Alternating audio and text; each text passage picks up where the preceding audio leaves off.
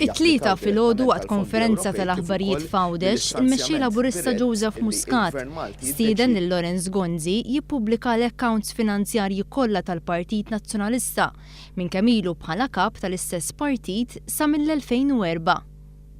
Joseph Muscat qal li l-Partit Laburista ilu żmien twil jippubblika l-accounts finanzjarji tiegħu u hekk fi ħsiebu jkompli jagħmel.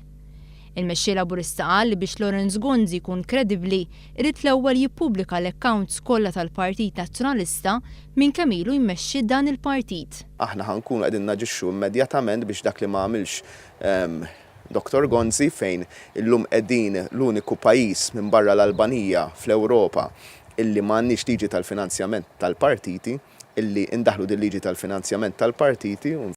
Joseph Muscat fakkar li fis-snin kollha li fihom Lawrence Gonzi ilu Prim Ministru m'għamel xejn biex idaħħal il-liġi tal-finanzjament tal-partiti.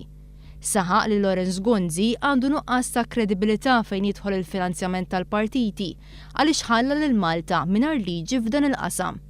Fid-dawl ta' dan għal Joseph Muscat, gvern ġdid idaħħal din il-liġi bi priorità. Li aħna lesti li naderixxu ruħna anke b'mod retroattiv għal din il-liġi għal din il-kampanja stess. Gvern ġdid komplejt il-mexxej Laburista jkun lest li jara li l-liġi tal-finanzjament tal-partiti tkun tapplika b'mod retroattiv għal kampanja elettorali li għaddejja bħalissa. Aħna kull darba nippubblikaw kollox f'dan ir-rigward, nippubblikaw mhux biss tal-kampanja imma ta' matul is-sena u naħseb il-Partit Nazzjonalista biex ikun kredibbli jrid jippubblika l-accounts kollha tiegħu ta' snin kollha kemm ilu Lawrence Gonzi Prim Ministru. Fosthom anke tal-kampanja elettorali li għaddiet.